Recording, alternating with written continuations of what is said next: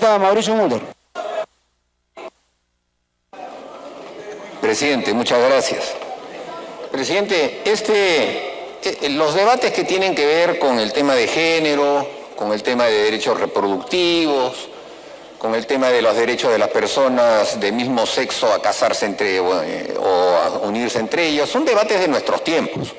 No son debates pasajeros y no son debates coyunturales, son debates de fondo, son debates estructurales. Los hemos tenido ya en el propio Parlamento peruano en el periodo anterior, cuando con el congresista Carlos Brus defendimos el tema, por ejemplo, de la unión civil. Y son debates, presidente, que trascienden a los pensamientos ideológicos partidarios e incluso a las coincidencias políticas, porque como son temas de conciencia y como son temas vinculados incluso a creencias o a confesiones, entonces son temas personalísimos. La estructuración de organizaciones políticas alrededor de solamente ese pensamiento se agota solamente en ese debate. Los partidos políticos que tienen una visión mucho más amplia de las cosas y pueden tener dentro de su partido el debate de este tema, y ese tema en la mayoría de los partidos políticos se deja a la conciencia de las personas. Entonces, en un partido político como el nuestro, por ejemplo, habemos personas que estamos a favor de un enfoque de género, que estamos a favor de el aborto, por ejemplo, cuando se trata del aborto terapéutico, que estamos a favor de la unión civil entre personas del mismo sexo, y hay otros que están en contra. Es decir, estos son debates que no pueden estar supeditados al pensamiento político partidario, y no sucede así en ninguna parte del mundo, presidente. Si nosotros vemos cuál es el desarrollo de este debate en Europa, trasciende al de los partidos políticos, y en cada partido político se forman grupos como tendencias, tanto de derecha como de izquierda, en favor de uno u otro punto de vista alrededor de estos temas. Por eso es que en el caso de la Iglesia Católica tenemos el ejemplo que acabamos de escuchar, ¿no es cierto? El señor Arana, que ha sido sacerdote católico con una posición que es distinta a las posiciones que tienen algunos obispos en otro tema. De manera que esto, presidente, no puede tomarse como una cuestión baladí ni como una cuestión pasajera, es una cuestión de fondo. Y por eso remarco este punto de vista, presidente, porque quien sí ha considerado este tema como un tema de coyuntura, que no se debe debatir, que es un tema de pérdida de tiempo, es nada menos que el señor presidente del Consejo de Ministros, que dice que la ministra, al venir acá a defender estos temas, está perdiendo el tiempo. Le estamos haciendo gastar energía a la ministra. Eso es lo que ha dicho textualmente. O sea que para el señor del Solar este tema no se debe debatir, este tema se debe imponer. Para nosotros, los que creemos que estos temas se deben debatir y deben llevar al punto de encuentros en donde hayan afinidades, y estas afinidades se plasmen en políticas precisas, cosas que no se ha alcanzado todavía en ninguna parte del mundo, la única manera de poder llegar a eso es en el debate democrático. No hay otra fórmula, ni en la imposición ideológica, ni en el irrespeto de los derechos. Porque los que tenemos una posición como la nuestra, debemos también respetar la posición de los que no la tienen.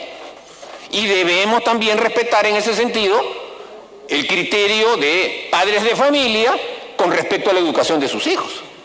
Yo le daba a mis hijos la educación que creo que era la más conveniente. Ellos han recibido una educación que los lleva hoy a tener en estos tipos de pensamientos lo que yo llamo un pensamiento progresista. Pero si otros padres que no lo desean, tienen derecho a ponerlos en un colegio en donde les enseñen de otra manera.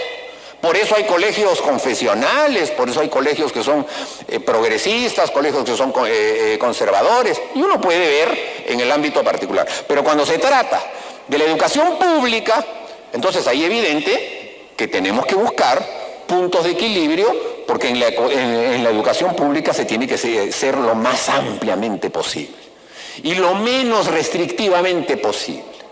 Entonces, la educación pública, presidente, lo que debería hacer es ofrecer alternativas en las que los padres, con su opinión, puedan hacer prevalecer la tendencia de la educación que quieren para sus hijos. Brindar las alternativas que supongan que no es que solamente se va a enseñar esto porque es una política, sino que se va a respetar el derecho de los padres en el sentido de considerar que yo prefiero que a mi hijo le puedan dar una orientación de esta otra índole que es acorde con mi confesión y que considero que debe ser importante para él. Entonces, hay que buscar también alternativas.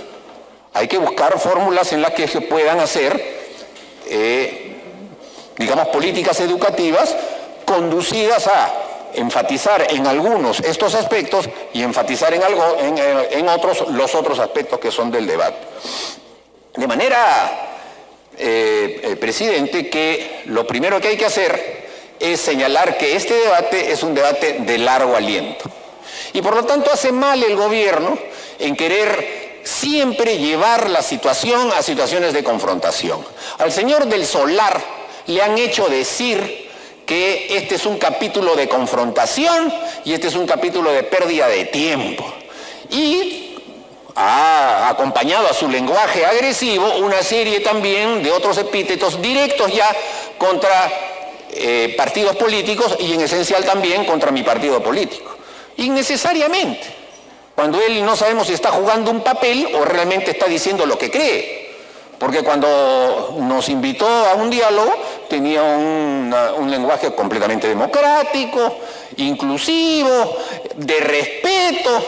Entonces, y después cuando sale y profiere insultos o epítetos, entonces no sabemos cuál de los dos es el papel y cuál de los dos es el señor del Solar. ¿Cuál de los dos es? O sea, Jenkins o Mr. Hyde. Entonces el señor del Solar debería estar más bien agradecido que este Congreso el día de ayer, por instancia del congresista Petros, aprobó la ley del cine. Es justo su profesión, qué casualidad, imagínense. Otros podrían decir, oiga, conflicto de intereses, ¿no? A la hora que firme él la promulgación, ¿cómo va a ser? Porque va a ser beneficiado, ¿no?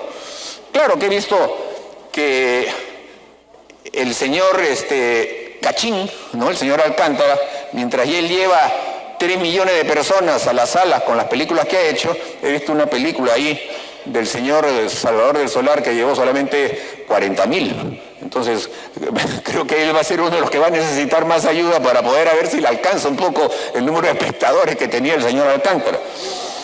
Así que, en eso debería estar pensando el señor del Solar, en el sentido de que este Congreso no está para hacerle chicheñó al gobierno.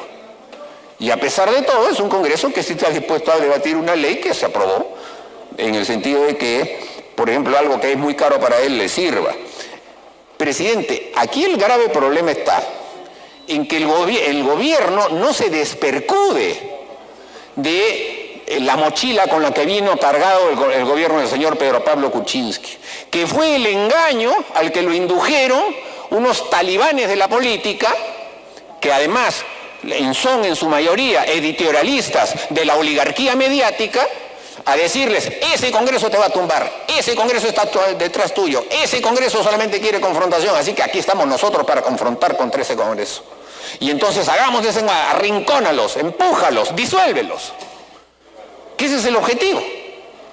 Y todo ese ambiente lo hemos tenido desde ayer y desde anteayer pensando justamente en esta interpelación. Y vienen y se quejan, nos han tumbado a 2 ministros. No, fue uno, sí, al señor Saavedra. 800 millones gastados en consultoría, no solamente merecería que fuera vacado, sino que estuviera preso. 800 millones en consultoría, presidente, en el Ministerio de Educación. ¡Qué vergüenza!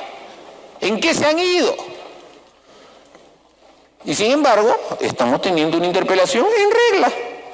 Estamos teniendo una interpelación en la que se debatirán estos temas que no los vamos a solucionar, pero en los que se tendrán que elaborar los mecanismos que lleven a considerar todos los puntos de vista en la política educativa.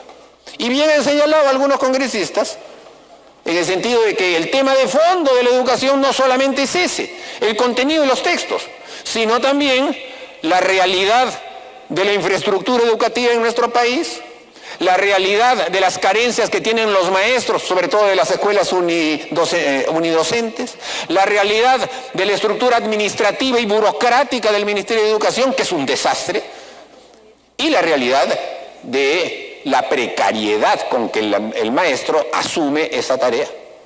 Y obviamente también con la realidad política que supone, y eso fue lo que le ocurrió a la ministra Martens y no una censura, el no saber manejar políticamente un gremio tan importante como el gremio de los maestros, que está permanentemente asediado por posiciones violentistas, prosenderistas de sectores que,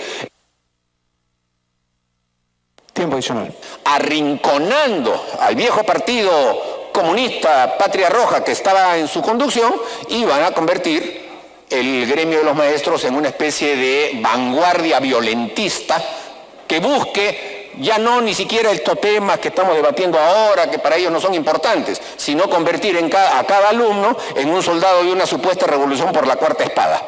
Y eso, presidente, también es el horizonte de fondo que tenemos, en donde profesores que consideran que este es un debate burgués, lo que le están diciendo a los alumnos es que lo que hay que hacerse es preparar para la toma del poder por la vía de las armas. Y eso, presidente, lo estamos también dejando de lado por perdernos en el espejismo de este tipo de debates. Así que yo espero que el señor Salvador del Solar esté tranquilito. No va a haber aquí censuras, no hay por lo menos ese ánimo, nadie lo ha planteado. Estamos en un debate que puede tener puntos de posiciones altisonantes, pero no es evidentemente el asalto al cuartel de invierno, ni tampoco estamos en la Sierra Maestra para poder decir que vamos a tomar el poder por las armas. Estamos construyendo democracia, eso demora, eso es difícil, pero se tiene que hacer con respeto, presidente. Gracias.